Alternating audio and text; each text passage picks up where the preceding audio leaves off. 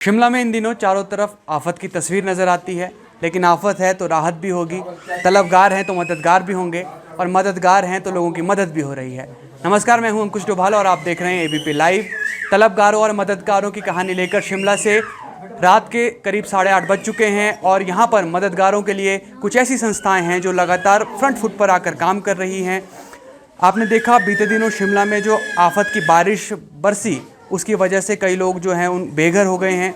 अपना आशियाना छोड़कर उन्हें यहाँ राहत शिविरों में रहना पड़ रहा है। लेकिन राहत शिविरों में राहत तब आती है जब कोई राहत लेकर आता है, और राहत लाने के लिए कई ऐसी संस्थाएं हैं जो लगातार ग्राउंड ज़ीरो पर आकर काम कर रही हैं। आफत की बारिश के बीच लोग परेशान हैं क्योंकि इस वक्त जो शिमला शहर में रह रहा है उसे अपनी जान जाने का खतरा सता रहा है। आप देखेंगे कि राहत शिविर में यहाँ पर खाना बांटा जा रहा है, रात का वक्त है, और दूसरी ओर की तस्वीर देखेंगे कि यहीं पर लोग सोते भी हैं और यहीं पर उनके इन दिनों इस तरह से कहेंगे कि एक छोटा आशियाना यहीं तैयार हो गया है। घर जैसी मूलभूत सुविधाएं तो यहाँ नहीं मिल पाती, लेकिन बावजूद इसके कोशिश ये ज़रूर रहती है कि कम से कम कुछ ना कुछ यहाँ पर लोगों को ज़रूर उपलब्ध करवाया जाए। हमारे साथ नोफल संस्था के अध्यक्ष गुरमीत सिंह जी हैं जो यहाँ पर इस पूरे व्यवस्था को देख रहे हैं। आफत की बारिश शिमला में हुई, अब लोग पूछ रहे हैं कि आफत है तो राहत भी है। आप किस तरह यहाँ पर इन निराश्रितों को राहत पहुँचा रहे हैं, क्योंकि घर जैसी सुविधाएं पहुँचा पाना तो मुश्किल हो जाता है, लेकिन बावजूद इसके किस तरह से काम हो रहा है? देखिए, जैसा कि आपने कहा है कि घर जैसी सुविधाएं तो नहीं हो पाती, लेकिन हम लोगों ने नोफल की तरफ से एक छोटा सा प्रयास किया है कि यहाँ पे एक घर जैसा माहौल दिया जाए। पहले दिन जब मैं इन लोगों से मिला था तो हम एक दूसरे के लिए स्ट्रेंजर थे, एक दूसरे को पहचानते भी नहीं थे, लेकिन आज मुझे लगता है कि हम एक परिवार की तरह रह रहे हैं। यहाँ पे बिल्कुल खाने पीने की व्यवस्था सुचारू रूप से चल रही है, किसी भी प्रकार से कोई दिक्कत नहीं है। हर वो चीज़ जो इन लोगों को चाहिए होती है वो हम मुहैया कराते हैं, और इसके अंदर बहुत सारे संगठन, बहुत सारे लोगों का योगदान आ रहा है। लोग फ़ोन करके पूछते हैं कि आपको किस चीज़ की रिक्वायरमेंट है, हम उनको वो चीज़ बताते हैं कि हमारे को ये चाहिए वो चाहिए, तो लोगों का आ रहा है और अपनी तरफ से हम इसको बेस्ट करने की कोशिश कर रहे हैं। जैसे कि आप लोग देख रहे हैं कि अलग अलग तरह के खाने आ रहे हैं। कल हम लोगों ने यहाँ पे गोलगप्पे, चाट पापड़ी वगैरह का भी करना है, तो अलग तरीके से इसको हम घर की तरह लेकर चल रहे हैं कि भाई रोज़ आदमी एक चीज़ नहीं खा सकता, तो कुछ ना कुछ अलग करके, अलग हटकर इसको करेंगे। यहाँ पर इवन दवाइयों की भी व्यवस्था की गई है। हंसी मजाक, भजन कीर्तन भी हम लोगों ने यहाँ पे शुरू करवा दिया है। शाम के टाइम में शाम की संध्या लगती है जिसमें भी ढोलक के साथ ये सब अपना जो भजन कीर्तन वगैरह करते हैं। तो बहुत सारी चीज़ें हैं जो एक घर की तरह माहौल बनाने की कोशिश कर रहे हैं। लेकिन हमारी भगवान से और प्रशासन से यही प्रार्थना है कि ये लोग इनकी जो घरों की समस्या है उसको जल्दी सल्व करें और ये लोग अपने आशियाने में जा सकें। गुरमीत जी, कितने लोग हैं यहाँ संस्कृत कॉलेज की पुरानी इमारत में? अभी इस इमारत के अंदर जो है वो 85+ लोग हैं जो यहाँ रहते हैं, और इधर उधर के लोग जो दिहाड़ी वगैरह करने जाते हैं वो भी यहाँ भोजन वगैरह करने आते हैं। लेकिन रहने की जो व्यवस्था है अभी 85 लोगों की है, लेकिन मुझे लगता है कि कल तक यहाँ पे और बढ़ जाएगी। सर, एक महिलाओं की समस्या रहती है, क्योंकि इस बारे में बात करने से लोग हिचकिचाते हैं, लेकिन महिलाओं की समस्या बहुत गहन रहती है इसमें, तो उनके लिए कैसा ध्यान रखा जा रहा है? क्योंकि हाइजीन का ध्यान रखना या फिर अन्य सुविधाओं का ध्यान रखना, वो कैसे हो रहा है यहाँ जी पर? हमारी वाइस प्रेसिडेंट हैं अंकिता जी, तो वो इसमें पूरा अपना रुझान दिखाती हैं और महिलाओं के साथ इंटरेक्ट हम इनको कराते हैं। इनको किसी भी चीज़ की कोई ज़रूरत होगी तो संस्था तत्पर उसके लिए तैयार है और हमेशा उसकी जो पूरी है करी जाएगी। अभी क्या लग रहा है सरकार और प्रशासन के स्तर पर कब तक इन लोगों को कोई घर मिल सकेगा? क्योंकि छत बहुत ज़रूरी है। जिस आशियाने को ज़िंदगी भर तैयार करके बनाया, मेहनत की, पैसा लगाया, भावनाएं लगाई, वो उजड़ गया। कब तक लग रहा है आपको कि इन्हें मिल पाएगा कोई आशियाना? देखिए भैया, हिमाचल जो है एक बहुत छोटी स्टेट है और यहाँ पे जो लाइफस्टाइल है वो बहुत थोड़ा टफ रहता है। बरसात जो है वो किसी को पूछ कर नहीं है, आपदा किसी को कह कर नहीं आती। प्रशासन अपनी तरफ से जितनी कोशिश कर पाता है वो कर रहा है, उसके अलावा जो बाहर की हमारी जैसी संस्थाएं हैं वो भी कर रही हैं। तो प्रशासन अपनी तरफ से कोशिश कर रहा है कि इनकी जो समस्याएं हैं उसको जल्दी सॉल्व किया जाए और ये लोग अपने घर जा सकें। लेकिन वो है जो टाइम प्रोसेस का है वो टाइम अपना लगता है। जैसे लेबर की शॉर्टेज रहती है, एकदम लोगों को बहुत ज़्यादा इकट्ठा करना मुश्किल है। आपदाएं 2-3-4 जगहों पे आ गई हैं, पूरा हिमाचल इस टाइम आपदा से जूझ रहा है। तो प्रशासन अपनी तरफ से जितना कर पा रहा है करता है, उसके अलावा वो अपनी तरफ से कोशिश कर रहा है उसको अपने मैन पावर को बढ़ाने की और चीज़ों को बढ़ाने की। तो मुझे लगता है कि आने वाले 5-10 दिनों के अंदर सारी चीज़ें सुधर जाएंगी। तो आपदा जो है वो किसी को पूछ कर नहीं आती। हमारे साथ अंकिता हैं जिनका जिक्र खुद गुरमीत ने भी किया, उप प्रधान है, वाइस प्रेसिडेंट है। अंकिता जी, किस तरह की व्यवस्था आप लोग कर रहे हैं यहाँ पर और कितना मुश्किल है इन लोगों तक राहत पहुँचाना? क्योंकि जिस तरह से हम शुरुआत से जिक्र कर रहे हैं कि घर जैसी सुविधा देना, घर जैसा माहौल देना, वो कितना मुश्किल है आप लोगों के लिए? सर, हमारे लिए मुश्किल नहीं है। अगर इस आपदा में भी हमारी एनजीओ काम नहीं कर सकती तो एनजीओ का कोई मतलब नहीं है। एनजीओ इसीलिए बनती है कि आपदा की स्थिति में हम निपट सके।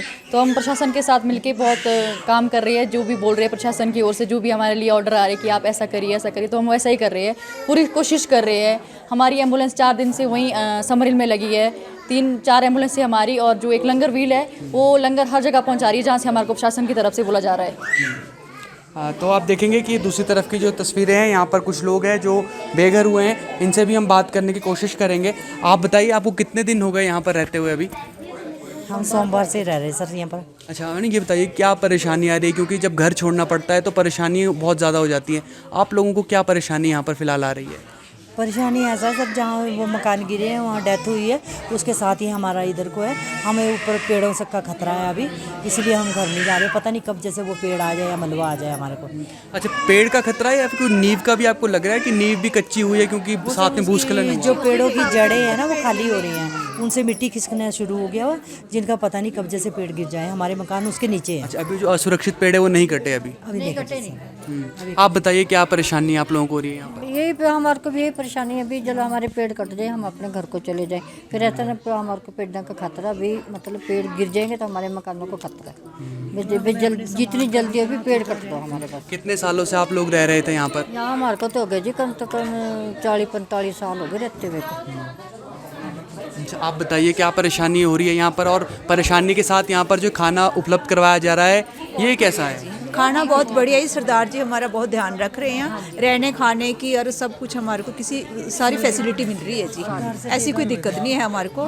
पर ये ना, चलो घर तो अपने घर तो जाना ही है ना जी। यहाँ तो कब कितने दिन रहना हमने ना। आप प्रशासन से क्या गुहार लगा रहे हैं, क्या करे प्रशासन? यही बोल रहे हैं जी, हमारे जल्दी से जल्दी पेड़ काटे जाएं और हम अपने घर जाएं जी। बिजली पानी कुछ भी नहीं है उसमें जी। हमारे पेड़ काटे जाएं घर के ऊपर से और हम अपने घर में जाएं जी। ये हमारी सरकार से गुहारिश है जी। आप कहाँ रहती हैं, आपका घर कहाँ पर था?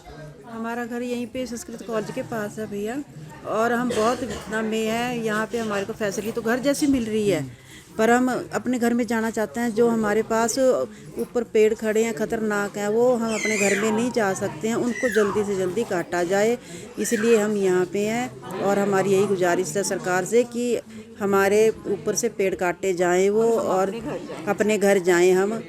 इस मैं इतना कहना चाहूँगी। धन्यवाद। बच्चों के साथ कितनी परेशानी हो रही है यहाँ पर, क्योंकि बड़े तो समझते हैं क्या समस्या है, लेकिन बच्चों को समझाना कितनी बड़ी चुनौती है? बच्चों को चलो वैसे तो ऐसा कुछ नहीं है ना सर, पर इनका स्कूल का और इनको ट्यूशन पढ़ाना, पढ़ाई लिखाई का थोड़ा वो दिक्कत हो रही है बच्चों के साथ ना जी। अब बच्चों की पढ़ाई भी ख़राब हो रही है। देखो अभी यहाँ पे तो नहीं हम पढ़ा सकते ना इनको, अपने घर में तो हमारे को फैसिलिटी होती है। अभी यहाँ नहीं पढ़ा सकते ना बच्चों को, इतने इसमें नहीं पढ़ा सकते। अच्छा, कल से स्कूल खुल जाएंगे, फिर लगता है आपको बच्चे स्कूल जा पाएंगे यहाँ से? बच्चे मुश्किल है जी, बच्चे नहीं जा पाएंगे स्कूल। हम ही नहीं जा पा रहे अपनी ड्यूटी जी। बच्चों को कैसे भेजें हम जी? कैसे भेजने घर बच्चे में भी? लाइट क्या नहीं कह रही है। हैं आप? मैं क्या जी, घर में ना लाइट है ना पानी है, वो वर्दियाँ तो चाहिए ना स्कूलों में, तो बच्चे कैसे भेजेंगे? बच्चों को स्कूल में भी खतरा हमारे, तो बच्चों को उनको देना नहीं है। पढ़ाई भी सफर हो रही है जी। तो ये है ना हमारे को तो दिक्कत आती जाते भी, चलो पेट कट जाए, अपने पानी आ जाए, लाइट लग जाए, हमारे को बस यही दिक्कत है, हमारे को कोई नहीं है। शिमला के फागली वार्ड की ये तस्वीरें हैं। हमने आपको बताया कि मददगार और तलबगार की ये कहानी है। एक और मदद की ज़रूरत ये भी है कि जो यहाँ असुरक्षित पेड़ हैं उन्हें जल्द से जल्द काट लिया जाए। सरकार प्रशासन दावे करती है, लेकिन ग्राउंड ज़ीरो पर वो हकीकत नज़र क्यों नहीं आती? आखिर उन लोगों तक मदद क्यों नहीं पहुंचती जो मदद के लिए लगातार गुहार लगा रहे हैं? जो पेड़ घर पर खतरा है उन्हें क्यों काट नहीं दिया जाता? अगर अमीरों के घरों से पेड़ काटने हो तो तुरंत उसकी परमिशन मिल भी जाती है, लेकिन गरीब के आशियाने पर जब पेड़ खतरा बनकर मंडरा रहा हो तो उसके लिए भी लंबी प्रक्रिया से गुजरना पड़ता है। कहीं इस प्रक्रिया से गुजरते गुजरते ऐसा ना हो कि इनके आशियाने भी दूसरे आशियानों की तरह ढह जाएं। फिलहाल के लिए इतना ही। आप जुड़े रहिए ABP लाइव के साथ।